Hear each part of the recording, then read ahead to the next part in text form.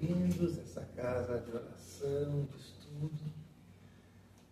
Que bom que estamos todos aqui, começando o ano, e ainda temos aquela vontade de aprender aquilo que Jesus nos ensinou. Que cada dia a gente consiga melhorar, fazer um pouquinho mais do que Deus, que os bons espíritos querem de nós. Que talvez um dia a gente consiga chegar lá. Que bom se um dia nós pudermos nos chamarmos de quase bom espírito, né? Quase já está bom daí, né? Então, vamos fazer uma oraçãozinha primeiro, fechando os olhos, quem quiser.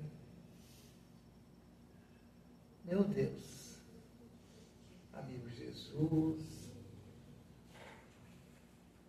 bons espíritos, os nossos anjos da guarda, aqueles espíritos que não estão mais aqui na Terra, que eram nossos parentes, nossos amigos, que eu tenho certeza que estão sempre junto com nós, nos ajudando, nos mostrando o rumo melhor para cada um.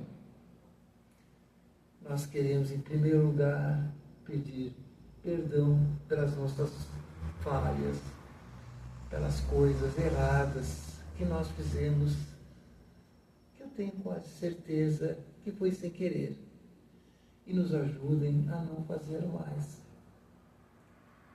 Que o nosso dia a dia seja para ajudar o próximo, fazendo aquela máxima de Jesus que dizia: faz para o próximo aquilo que tu gostaria que fizesse para ti. Que nós consigamos fazer isso, que eu tenho certeza que cada dia vamos nos sentir melhor. Sendo assim, quero deixar o nosso coração bem aberto para receber mais uma coisa boa que Jesus nos deixou. Que assim seja. Que assim seja. Em volta. Contigo agora.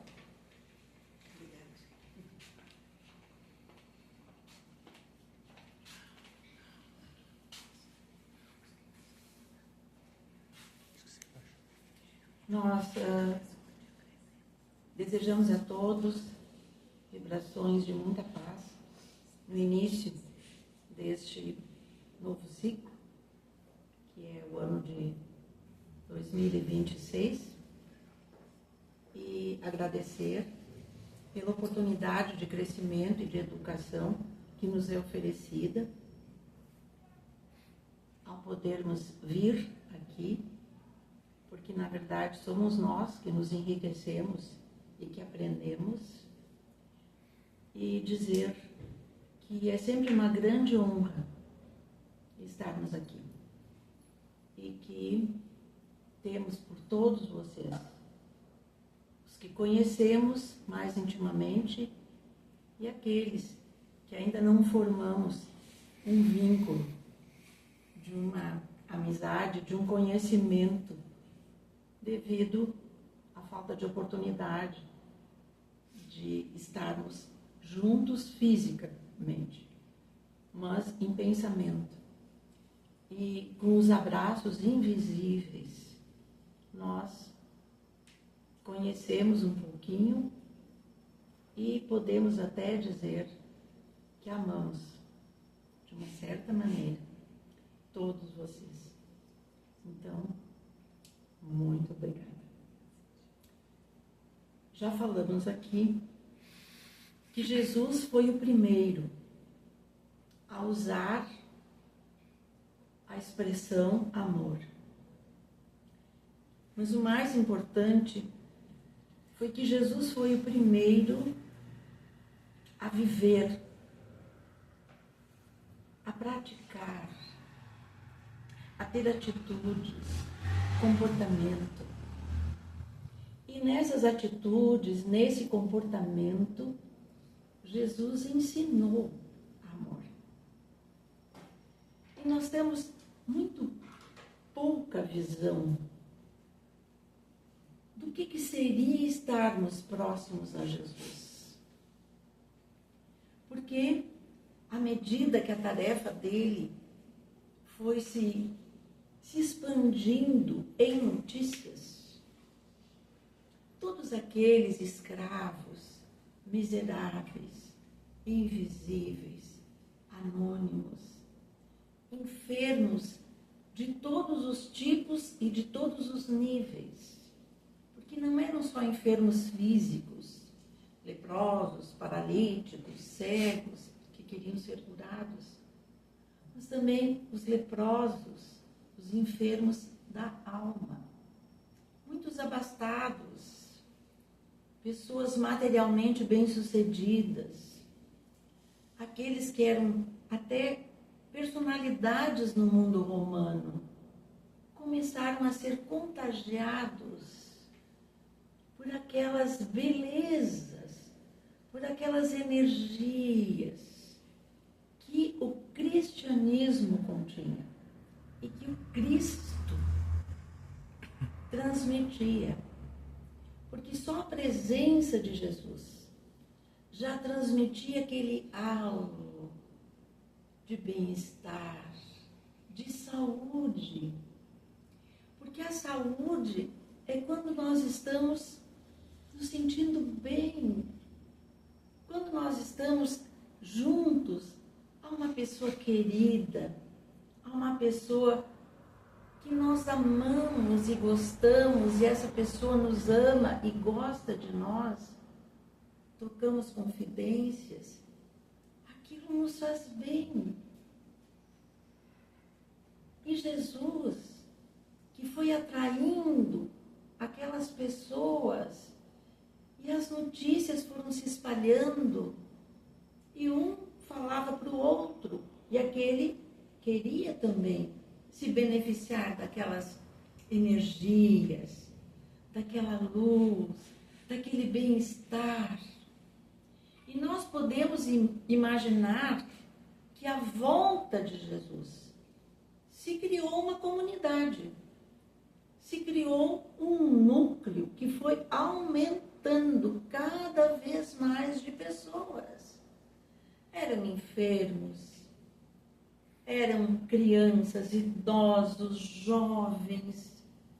Então nós podemos imaginar que quando Jesus chegava, aquela multidão vinha e se sentava e ele falava. Não só nas bem-aventuranças, mas também ao longo dos caminhos. Porque se Jesus se deslocava, a multidão se deslocava com ele. Todos queriam ficar perto dele. E quando chegava a noite, tinham que parar, tinham que acampar, tinham que se alimentar, se banhar. E aí nós podemos imaginar como eles faziam. Porque tinham que fazer tendas, tinham que, enfim, fazer o fogo, tinham que buscar água com vasilhas e ficavam naqueles grupos familiares. E é claro que as necessidades, elas eram muito importantes, aconteciam. E à medida que essas necessidades aconteciam, e todos ali juntos, agrupados, foram se formando essas gentilezas, essa solidariedade, todo esse bem-estar que Jesus passava e que ficava no ar com aquele halo que era a personalidade dele e que se criava devido à riqueza do seu espírito, aquilo se transmitia para as pessoas. E nós podemos imaginar que aquela comunidade, ela era fraterna. Ela era irmã. E uns eram irmãos dos outros, porque era o que Jesus ensinava, era o que ele exemplificava. E eles foram aprendendo também a serem irmãos, a se conhecerem espiritualmente.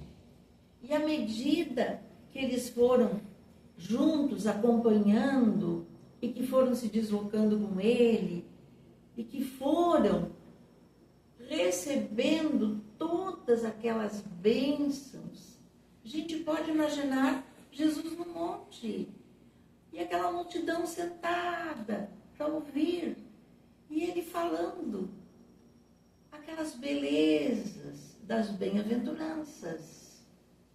E chegou a noite, e aí ele pergunta para o Felipe, que era o encarregado da alimentação de todos: e agora, o que temos para comer? E ele: ai, Senhor, não sei, procura por aí, alguém deve ter alguma coisa. E um jovem se aproxima e diz: olha, eu trouxe pães e peixes. E o Felipe vai e diz: mestre, alguém aqui tem pães e peixes, traz aqui. E providencia cestos. E ele se concentra e começa a multiplicar. Começa a encher os cestos. E começa a pedir: distribuam entre todos. A noite caía. Todos estavam famintos e foram se alimentando. E vários depoimentos de historiadores que escrevem essas belezas daquele tempo dos evangelhos, descrevem que aqueles que experimentaram aquela alimentação, os pães e os peixes, eles diziam: aquilo alimentou não o meu organismo físico, o corpo, mas alimentou a minha alma. Foi algo que veio como um manancial, uma bênção. E nós nos lembramos do maná, quando Moisés vai com o povo pelo deserto e colocam aquelas mantas e aquelas cobertas, e durante a madrugada aquele maná vai caindo, aquela substância, e aquilo alimentava o povo, mas não somente organicamente, também espiritualmente. E assim era aquela caminhada e aquela comunidade com Jesus. Então, não somente o amor, mas a fraternidade, aquela irmandade que foi caminhando. E após Jesus não estar mais, continuou. Aquela lição preciosa continuou a viver nos relacionamentos, nos encontros. E quando foi proibido que eles se encontrassem em solo romano, eles foram para o subsolo, que eram as catacumbas, que eram os túmulos. E ali à noite, eles se reuniam, se encontravam. E num determinado momento, Pedro estava entre eles. E Pedro era muito amado.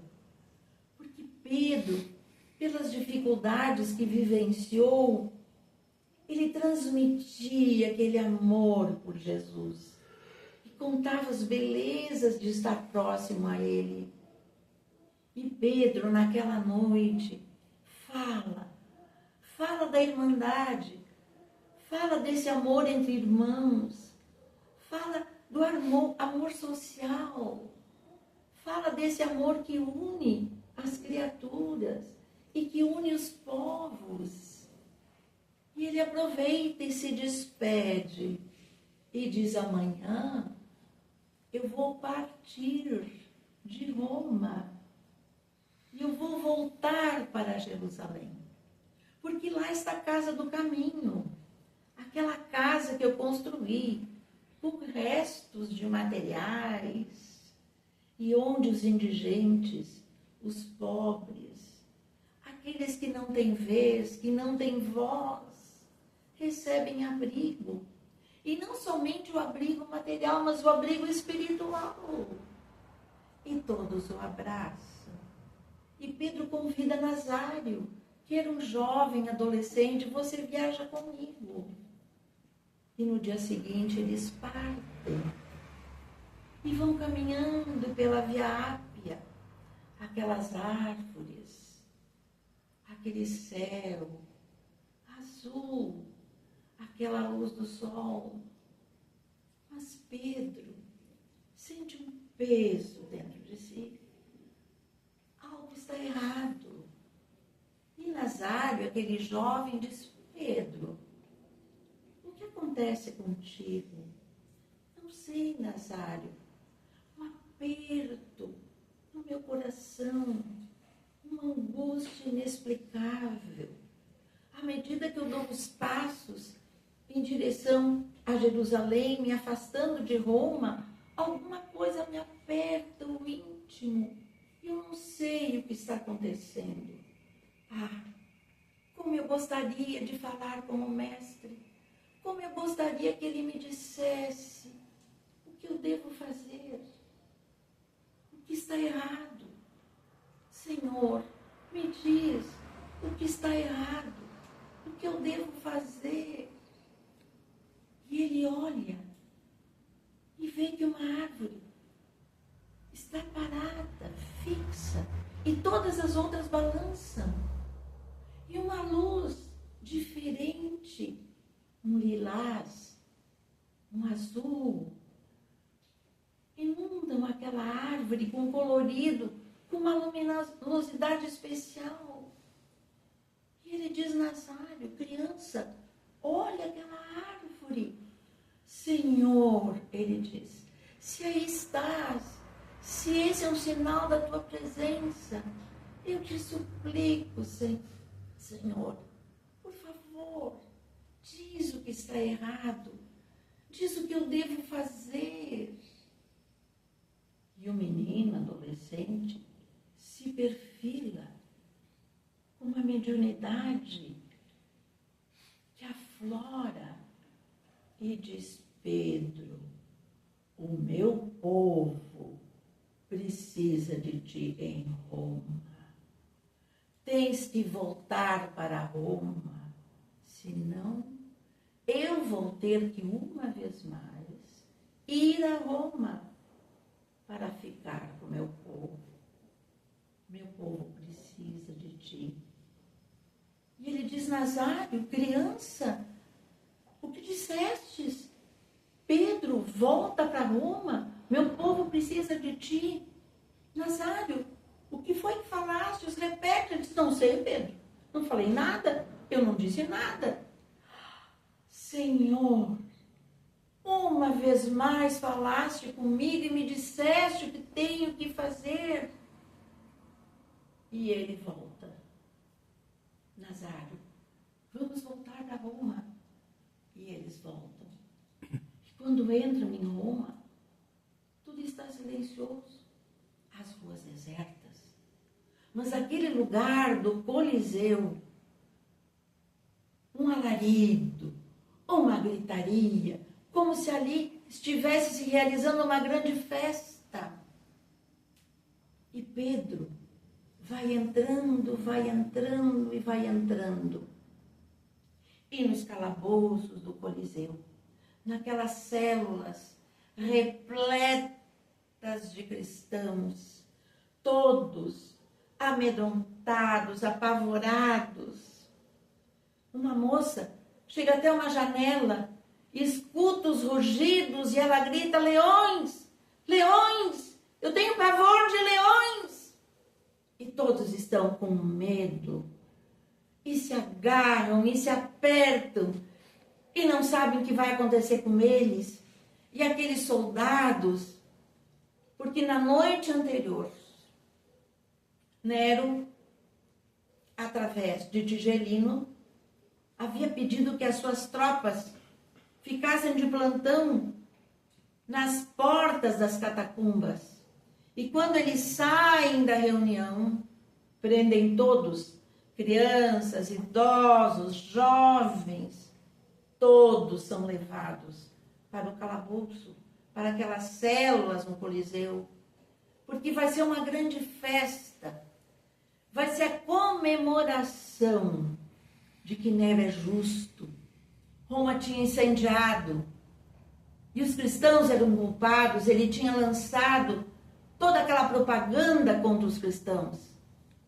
E agora ele vai dar um presente para o povo romano, ele atira pão, o povo fica eufórico com aquele pão ofertado e ele vai propiciar um grande espetáculo.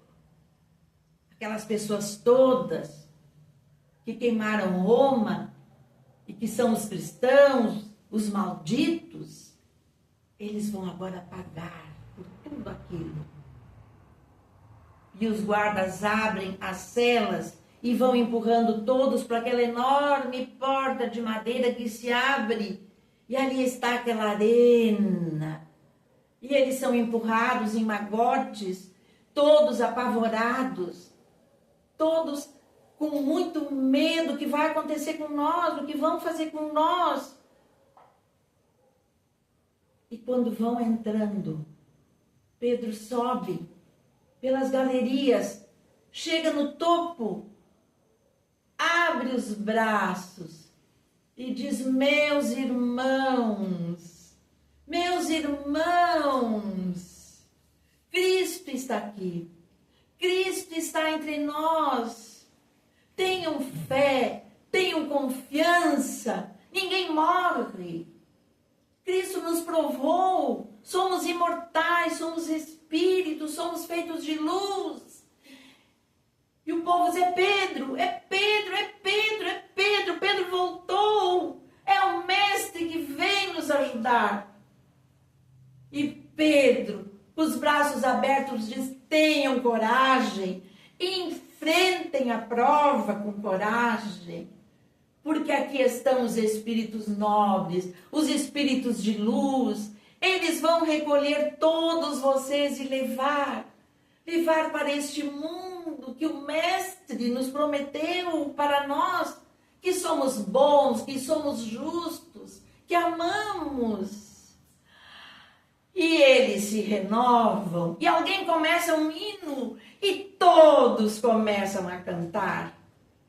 E Nero diz: eu não entendo. Eles cantam, e eles cantam. E vem os leões, e depois vem os mastros, onde são amarrados e são queimados vivos. Os soldados vêm, pegam Pedro, o levam para o calabouço. Lá, depois ele continua conversando com eles, dando coragem, falando sobre as lições do mestre, recordando tudo que o mestre tinha ensinado. E eles, com as outras provas que vão acontecendo e que vão se sucedendo, prosseguem, unidos naquele ideal, unidos naquela alegria de saber que a vida continua. E quando, numa madrugada, os soldados vão cumprir as ordens de Nero, que é exterminar o Pedro, os soldados preparam a cruz e dizem: vamos te crucificar. Como esse que tu segue? E Pedro diz: não, eu não vou passar para a história com uma morte igual à de Jesus.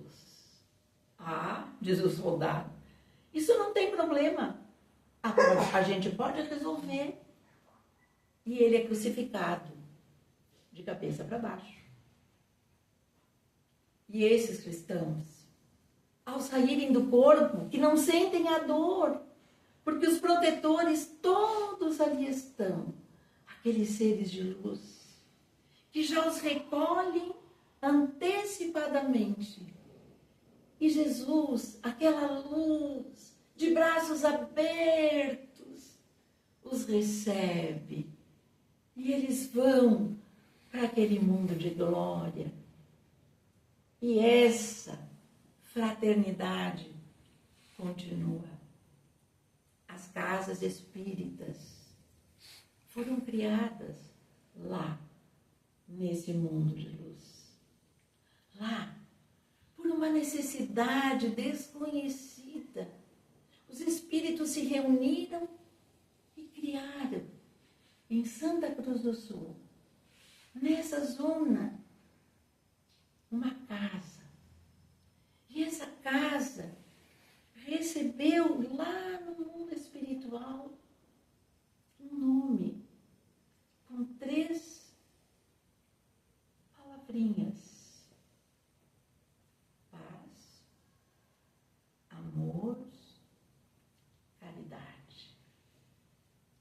Invertendo a ordem, a caridade. Allan Kardec coloca no Livro dos Espíritos e coloca na codificação a caridade como virtude excelsa. Essa caridade, que é essa fraternidade que caminha e que começou lá naquele tempo de Jesus e foi caminhando com aqueles anônimos, invisíveis, humildes.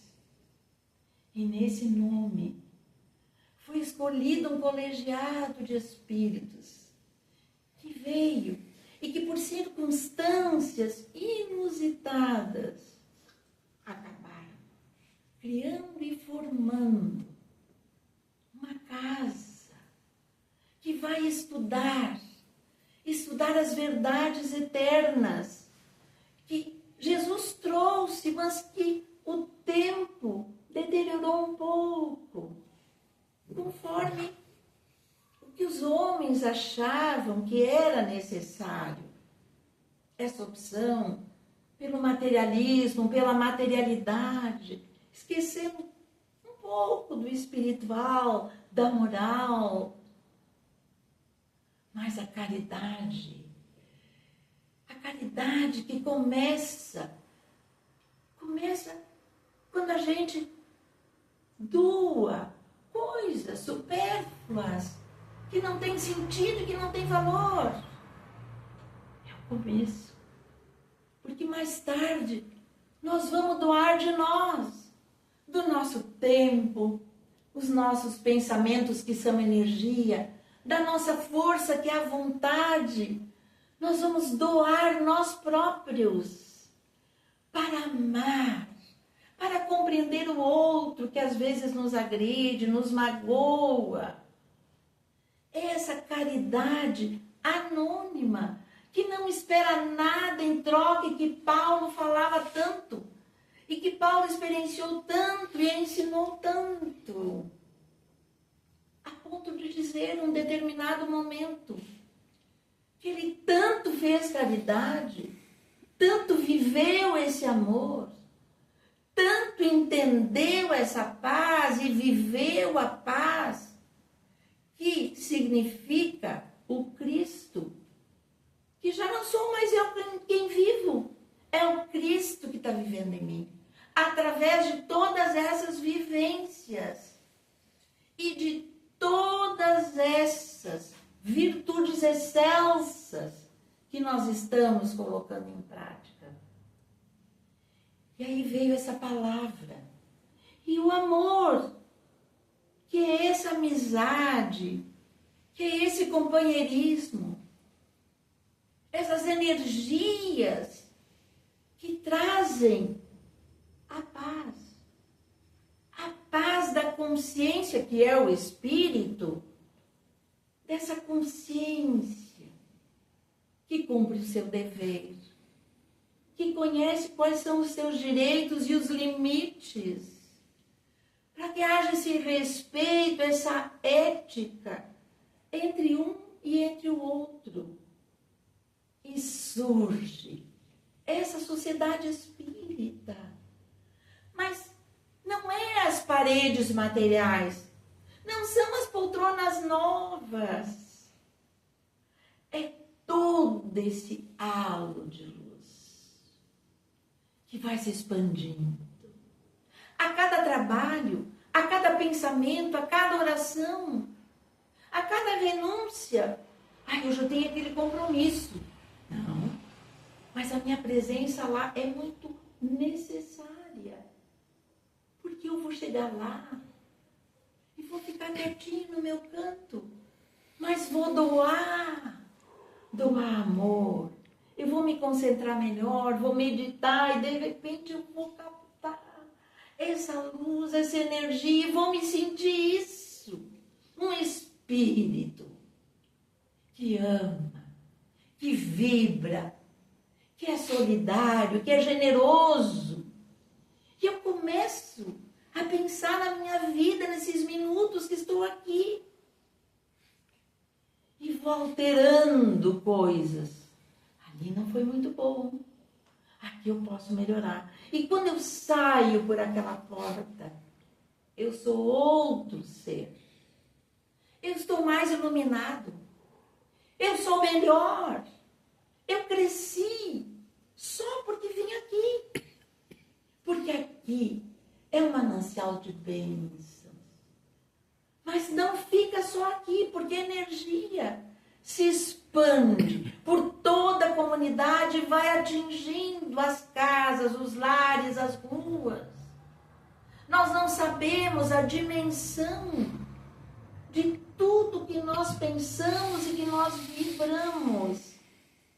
Então aqui é a continuidade dessa fraternidade, desse amor que começou lá, tão distante. Lá, quando Jesus caminhava e o povo seguia com ele. Nós continuamos a viver essas belezas.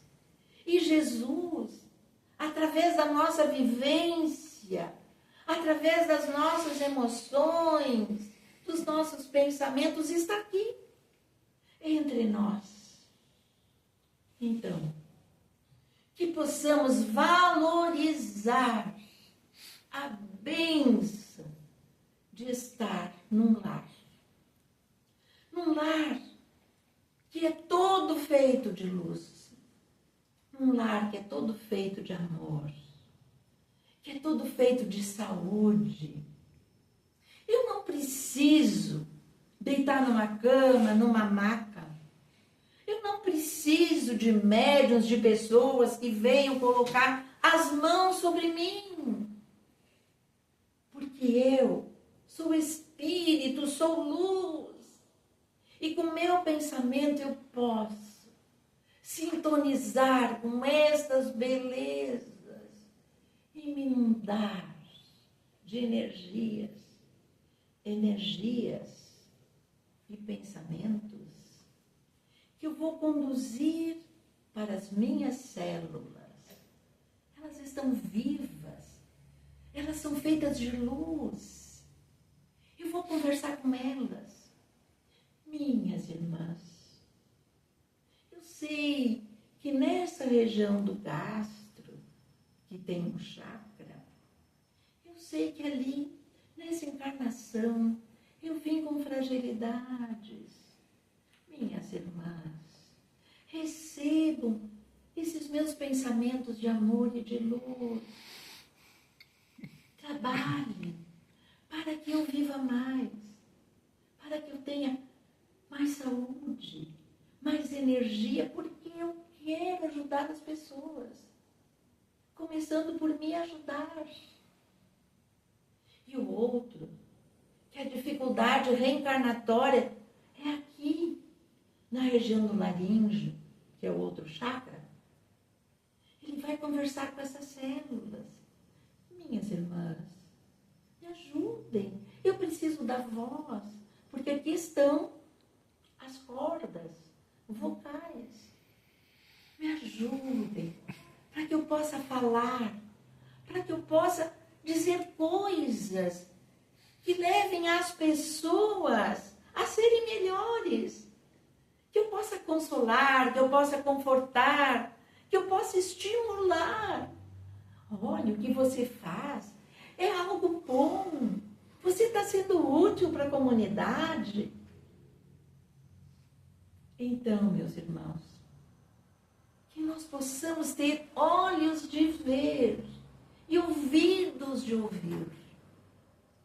E encher de bênçãos junto com as bênçãos que esses espíritos amigos trazem, valorizar o que nós temos. O atendimento fraterno, o passe, que são energias que curam. A reunião mediúnica, onde os espíritos vêm e dizem, nos contam como estão, aonde estão. Mas também vêm trazer exemplos para nós. Estou passando por essa e essa situação. E a gente pensa, semelhante à minha, eu vou cuidar. Não vou mais agir desse jeito, olha ali o que aconteceu com ele. Porque essa é a finalidade das reuniões mediúnicas. E dos espíritos trazerem esses seres que estão necessitados. E aí, nós vamos realmente cumprir o nosso papel nessa encarnação. Que é o nosso papel de sermos espíritas, cristãos. Não espíritas, de colocar lá, naquele documento, mas é viver essas belezas. Porque essas belezas vividas, elas vão me dar duas coisas muito importantes: saúde, felicidade. Nós aprendemos que a felicidade é depois. Aqui é só tragédia. Só sofrimento. Não. O Espiritismo vem nos ensinar que não é assim. Eu já sou feliz hoje. Por quê? Porque eu descobri muita coisa boa a meu respeito. Eu descobri que eu sou luz, que eu tenho capacidade para fazer maravilhas. Ou seja, eu sou Deus. Jesus não disse? Vós sois deuses, podeis fazer tudo o que eu faço. Brilhe a vossa luz. Só que nós temos que descobrir, tirar isso de dentro de nós. E aí Santo Agostinho, lá no Livro dos Espíritos, porque Allan Kardec pergunta na pergunta 919, como é que a gente faz para progredir? E para resistir a essa tentação do mal em nós? Conhece-te a ti mesmo. E Santo Agostinho dá aquela receitinha, bem simples. Cada noite, sempre que possível, medita, faz uma avaliação. Como é que eu fiz? Como é que eu agi? Apesar que nós sabemos que quando a gente não age bem, a gente sente por dentro uma coisa estranha. Que nem Pedro sentiu. Aquela angústia tinha que voltar. Então, muitas vezes, nós temos que voltar. Mas de que maneira? Primeiro, avaliando e fazendo aquele propósito de não mais agir daquela maneira. Não vou mais fazer. Fiz. Erro faz parte de educação. Mas o que eu vou fazer? Vou procurar não repetir. E vou me desculpar. Mas vou também agir, propiciar para aquele mesmo ou para outros coisas boas, para poder reparar. Então, a fraternidade é vivida hoje na sociedade por todos nós que vivemos nessa comunidade e por todos nós que aqui viemos trabalhar, participar, crescer. E dessa forma, que possamos ter essa consciência de que para essa oportunidade de um novo ciclo, um novo ano, quantos não vão chegar? Eu estava contando há pouco. Eu estou com uma prima que pegou uma virose e está lá. na UTI do Hospital Santa Cruz. E o médico disse hoje, é óbito. Ela não vai conseguir. 51 anos. Jovem, forte, saudável. Pegou uma virose. E eles não conseguem, não tem medicação. Tá lá. Então, é rápido essa saída daqui. Que possamos aproveitar enquanto estamos a caminho para chegarmos a esse mundo de luz, plenos de luz. Mas não só para chegarmos lá assim, para hoje já estarmos aqui luminosos, amando, perdoando e cada vez mais seguindo em frente. Jesus sempre diz, através dos espíritos protetores, nas reuniões mediúnicas, nas obras espíritas. Jesus espera por nós. A hora é agora. Porque agora nós estamos no corpo. Daqui a pouco nós estamos fora, colhendo o que semeamos. A hora é agora. Jesus espera por nós, para que nós façamos todo este bem que eles esperam que nós possamos realizar. E que possamos avançar. Muita paz. Vamos orar.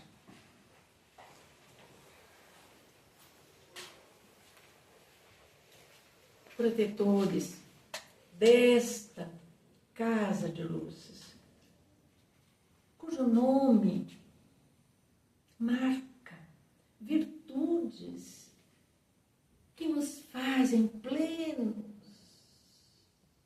de luz, plenos como espíritos eternos que somos todos nós. Que possamos todos, que aqui estamos reunidos, recebendo dos nossos protetores espirituais nesse momento, essas bênçãos de luz, essa chuva de luz que nos penetra, nos invade,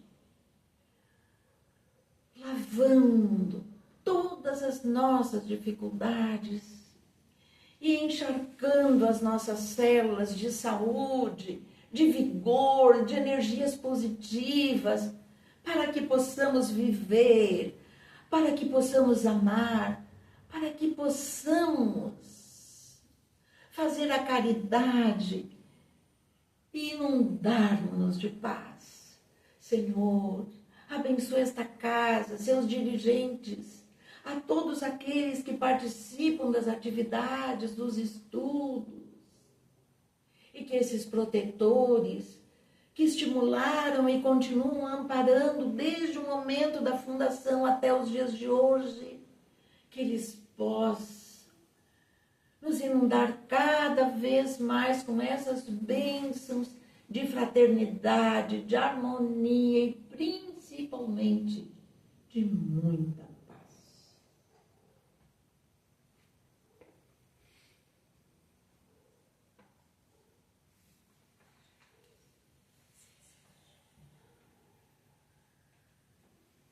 Muito obrigada e muita paz.